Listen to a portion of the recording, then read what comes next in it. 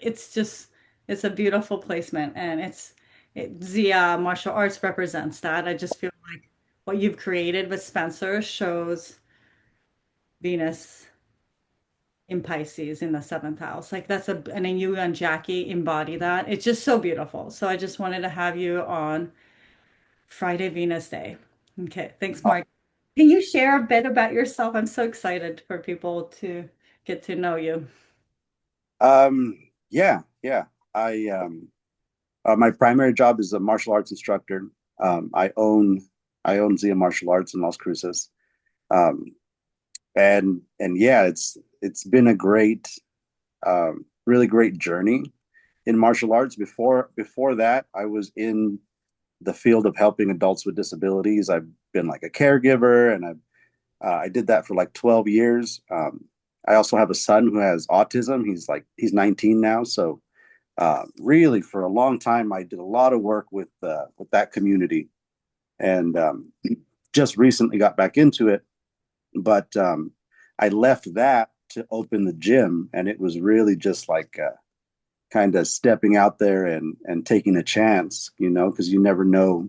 Running a business is so hard, and and you never know what kind of obstacles are going to come your way and stuff like that. So, Spencer and I took a big chance, and I think we created something really beautiful. And I've been told, by a lot of my students that too. They really feel, something's different when you walk in the business. Yeah, you really feel the devotion that's there. Like, you guys do an amazing job. And it's hard to find a place like that in the martial arts world in America. Like, you know what I mean? Like, Yeah, no offense to that shit, but like, it's really hard. Like, it's really hard. And you guys really exude that this is for, creating that love and devotion to your practice and showing up like as a family. You and your wife are so involved, and your son in judo. yeah, He's such a magic, and I'm so grateful that I had Cyrus in there. So thank you so much. It's just yeah, thank you. uh, Really good yeah. place. It's awesome what's going on. I just had a student come back from LA, and he was visiting the West Coast. So whenever martial artists travel, that's one big thing. We try to stop in, check out other gyms, and train with other people, other cultures, styles. Um, and him as well as a lot of others who have traveled all across the country have all said, we have something special here, and we can feel it. That's why I think we're so devoted. Mhm. Um, the summer before we opened the business in 2019, Spencer and I shared a lot of books and a lot of like just literature and stuff that we were reading and going through. And the War of Art was a big one for me. Uh, Mm. the War of Art, if you've never read it, is like a motivational book by an author. Yeah, So I haven't read it, but my husband had it, so I know what your book you're talking about, and I've yeah, it was on Joe Rogan. So like oh, all guys know about it. Joe it's Rogan's like Oprah was in the '90s for men. he just Joe Rogan says, read this book, listen to this podcast. Men across the country will do it. um, but it was a great recommendation, and that book kind of like kicked me in the ass to like, do my work and make space for the muse and really like be devoted to the work. So what I had realized was he had talked about being a pro and being an amateur and the qualities of the two. And I realized that in the job I was in, I really wasn't happy. And I was being a complete amateur where I was getting paid. But in at the time I was doing martial arts in my garage, I was being a professional there and I wasn't making any money. But like I was showing up, when there was just one person or when I didn't feel good, when I was tired. And in in my other job, I was making excuses all the time. I don't want to go. I'm calling in.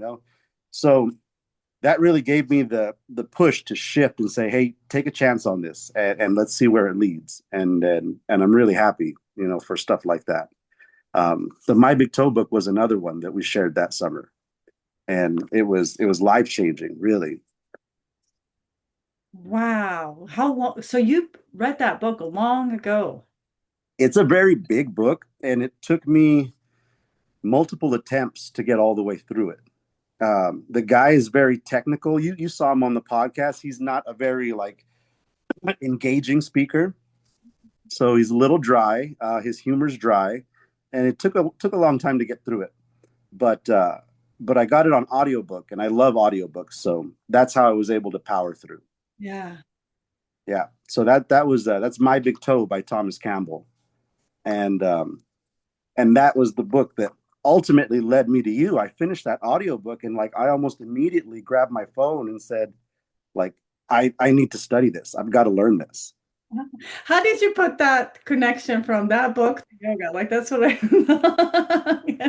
I'm like, that's so cool that it drew you to, the yoga training, but like, and then like I didn't, that's what's the crazy thing. That's why I really want to know because I told you I didn't have a yoga thing in place. Like it was like this like floating thing. And then like all of a sudden I had like five people. I don't, remember how many, but all of a sudden being like, I want to do a training if you have one you know, Yeah, and it was yeah. just this thing. Yeah. I feel like it was like healing for me. So thank you. No, it was awesome, and it was powerful and special to be a part of. I think it was an amazing time.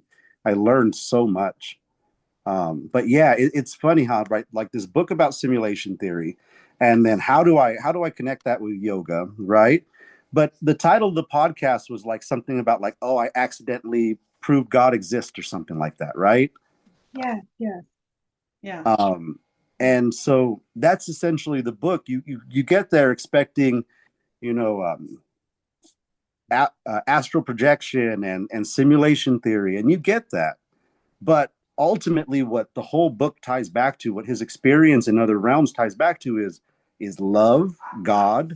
Lowering your entropy, right, is what he talks about a lot. Conserving your energy and spending it wisely, and so at the core of the book, it's about love and it's about God, which is so crazy. You would never think that. And so I finished that, and I was like, wow, the way he explains reality, I was like, the yoga tradition was so spot on. It's so similar. The way the yogis thousands of years ago explained things, and what now 21st century, scientists are saying, hey, now it's closer to that type of reality. Mhm. And so I wanted to learn more about the tradition, and I was not disappointed. I loved it. The training was amazing. Oh, that's so cool. That's so cool. That's so cool. Yeah, no, that's good. I hope we could keep that uniqueness of yoga, like I hope we could keep that devotion and connection that because I just feel like you said with the martial arts, when people go to the other place, like you have that yoga at your studio. You have that at your studio, like this devotion to show up and to serve, and then ultimately in this movement, in this all this act, right? In all this act, we somehow stumble into God, right? Right. Like that's it is, and it's just like I think you guys do it so beautifully, and I feel like, yeah, like that's what's hard to keep. So hopefully as us like a yoga practitioner and martial artist, which is all whatever it is yoga, could maintain that. Like the love, the Venus exalted in moksha house, like Venus exalted in a moksha house is just, oh, like that's what we want to, keep instead of like this expression that we see the money, try to bring it down to the money and like the materialism. So thank you. But yeah, I'm getting ahead, out there because I could go out there. I want to know about the music thing. How did you, okay, so with the whole simulation theory, right? Like we had like he was talking about how there's so much. It was so interesting. I was listening to the book and then you told me like check out that music. And when I put those two together, I was like, this is what's happening to the world. This is what's happening to the world. We have access to create these beautiful expression through our heart so fast in our own like vertical alignment with the use of our like being able to bypass our incapabilities. Like, you know what I mean? I don't know how to, it's just so, tell Right. me processes. It's just so fascinating. Your music's amazing. It, Thank you. it's so good. I could list like so many that I'm like, oh, I love it. Yeah. I texted you what it was, but I was just like, I love it. It's so cool. Like the lyrics. It's so good. It's Yeah. I love music. Everybody does. I'm like, my favorite time of year is like my Spotify end of the year playlist. That's probably one of my favorite things about the end of the year nowadays. yeah. And I was so shocked. What was yours? How old were you? 41. It was like almost spot on. I'll be 41 next year. And I was so shocked to see your listening age was so young. You're young at heart. Yeah, I don't know. I think it's the K-pops that I listen to with my kids, you know. There you go. Yeah. Yeah, I didn't get into that, but I did get into anime because the kids love it. It's so good. The avatars that you guys got to share. Yeah. Oh yeah, yeah. So good. That stuff is amazing. If you Um, make it in like a cool anime characters like they do with all the movies now, I think they'll watch it, my kids. I think they're so used to the high-end Pixar characters now. You know what I mean? Your kids, oh yeah. yeah. Yeah. But no, anime's huge. It's a huge movement, and it's a like a form of communication that all the kids are familiar with. Mhm. So if we talk about stuff that we know that kind of we grew up with that doesn't resonate with them, they don't really understand it. But you bring up something from anime, like Naruto or Demon Slayer, and they know immediately. It's so good. It's so good. It's so good. Yeah, I don't know if you watched it. The Demon Hunters in Netflix. You have to watch it. I heard about it. I'll have to check it out. I haven't. I think it's more that's the way Jackie explained it was like almost like a musical, but a lot of girls are really gravitating towards it. And I have boys, so My son, last but I don't oh, know. Sounds love. I don't know. Yeah. maybe it's a certain age group because my boys are a little bit older. Yeah, Uh, yeah. my youngest is 13, Yeah.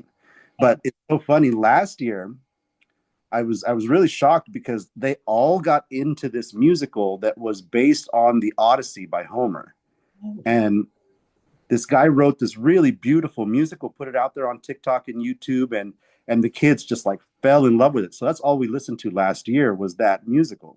Nice, nice. Yeah. It's such a good thing. Yeah. I mean, their message is just so good that whatever music you consume is so powerful. So it's just interesting. So you made this music and now I can't wait for your next one, the Gita collection. I'm like so Oh, I'm yeah, so there. excited. Yeah. So tell me how that like creation process came to you and what got you into like I just want to know because I want to learn. Yeah. So I don't know. We've had conversations about AI before. I used to run a podcast, haven't done it in a while, but we talked about it when it's first coming out, and I know people, especially artists that are in the field, have certain strong feelings about AI and art. But I felt for a long time, and even like Alan Watts has talked about AI as not being something bad, but it just being an extension of our brain, which is really what it is. And so I've only always had an open disposition to it, but like I've got a friend who's a photographer, and she has really strong feelings about AI photography, which I completely get. So to any actual musicians out there, I'm not a musician. This is AI music. Yeah, yeah. I can't read music. I don't know how to do any technical shit. Like that's why I want to know. Like, how do I know but music? and so you touched on that too, because we're kind of reaching beyond our capabilities now with these tools. Used to use regular phones. Like we're like in that weird space, right? Like we're Hmm. I grew up with these funky stuff, right? Right. Okay, Yeah. yeah. But we're still young enough to really take advantage of it. Yes, exactly. And like you said earlier, like this is a tool that helps us raise beyond our capabilities to express and create. So think about how many beautiful songs are out there, but the person doesn't have the best singing voice, right? Or maybe they're shy.